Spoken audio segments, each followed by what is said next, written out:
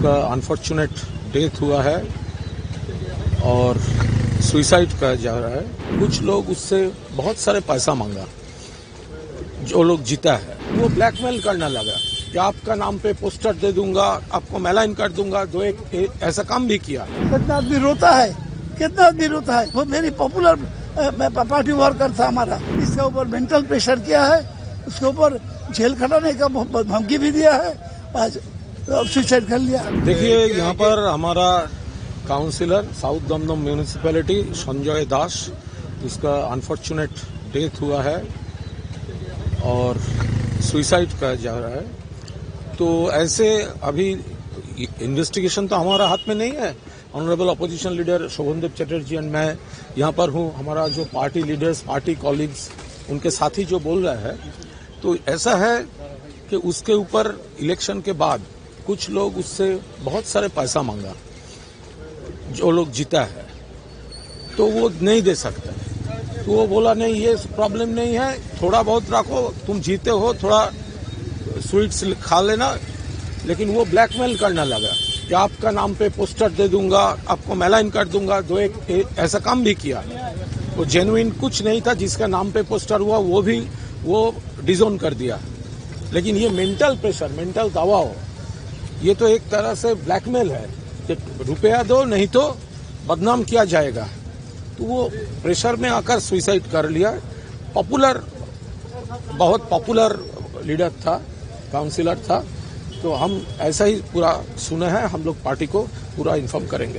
ये दुख की बात है, देखा नहीं कितना आदमी रोता है, कितना आदमी रोता है। वो मेरी पॉपुलर पार्टी वर्कर था हमारा, सीआईसी था, इसके ऊपर मेंटल प्रेशर किया है, उसके ऊपर जेल खटाने का धमकी भी दिया है, आज सुसाइड कर लिया। सरकार बदलना क्या कोई कारण हो सकता है क्या? जरूर यह है, वही लोग किया था।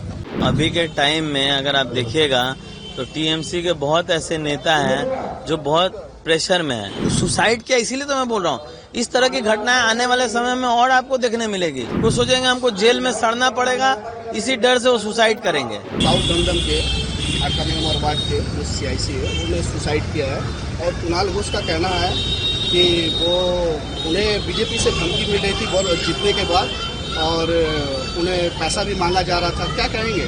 बहुत सा मेंटली डिस्टर्ब किया गया उन्हें, इसीलिए। देखिए, अभी के टाइम में अगर आप देखिएगा तो टीएमसी के बहुत ऐसे नेता हैं जो बहुत प्रेशर में है, क्योंकि उनका सबसे बड़ा डर ये है कि वो इतने सालों में जो दुर्नीति किए हैं, उनको डर सता रही है कि वो रास्ते में चलेंगे तो सरकार तो छोड़ दीजिए, आम जनता उनका क्या हाल करेगी।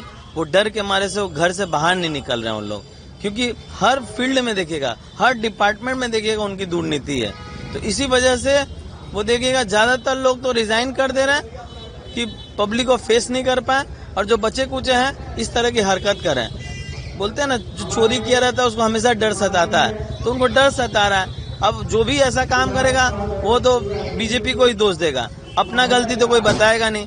अगर आप गलती नहीं किए रहते, जैसे भारतीय जनता पार्टी 7 साल तक जो संघर्ष की यहाँ बंगाल में, क्योंकि उसके साथ आम जनता थी, इनके साथ तो आम जनता भी नहीं है, तो इनको तो 7 दिन भी ये नहीं बर्दाश्त कर पा रहे हैं और इस तरह की हरकत कर रहे हैं। और दोष किसको जा रहा है? तो भारतीय जनता पार्टी को।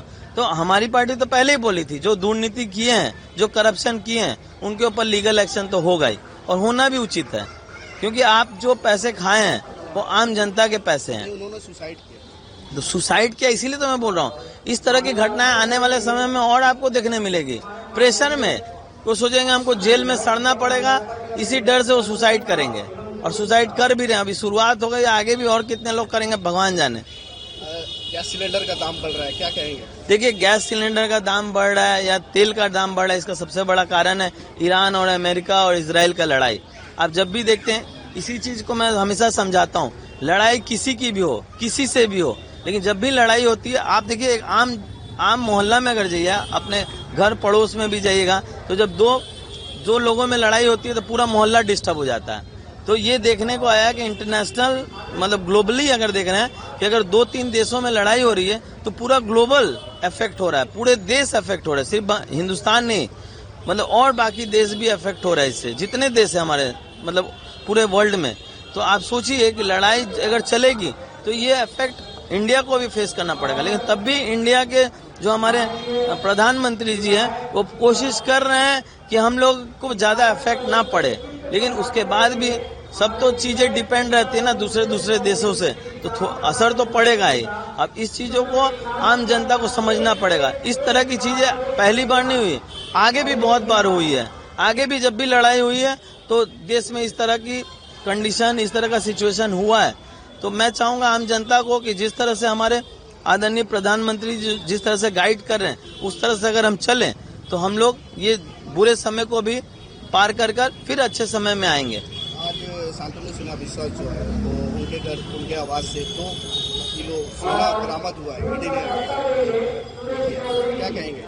ठीक है, वो 100 किलो जो बरामद हुआ है, 2 किलो, अब इसके ऊपर तो ईडी जांच करेगी और ईडी जब तक रिपोर्ट नहीं देगी तब तक हम लोग इसके बारे में बोलना भी हमें लग रहा है उचित नहीं है, क्योंकि कुछ चीजें इन्वेस्टिगेशन के बाद ही बोलना सही होता है। आपके मोबाइल पर तुरंत आएगी ब्रेकिंग न्यूज, स्क्रीन पर सबसे पहले दिखेगी बड़ी खबर, देश दुनिया की हर खबर एक जगह। अब आपके मोबाइल पर तुरंत फटाफट इंस्टॉल कीजिए न्यूज नेशन ऐप और रखिए खुद को अपडेट।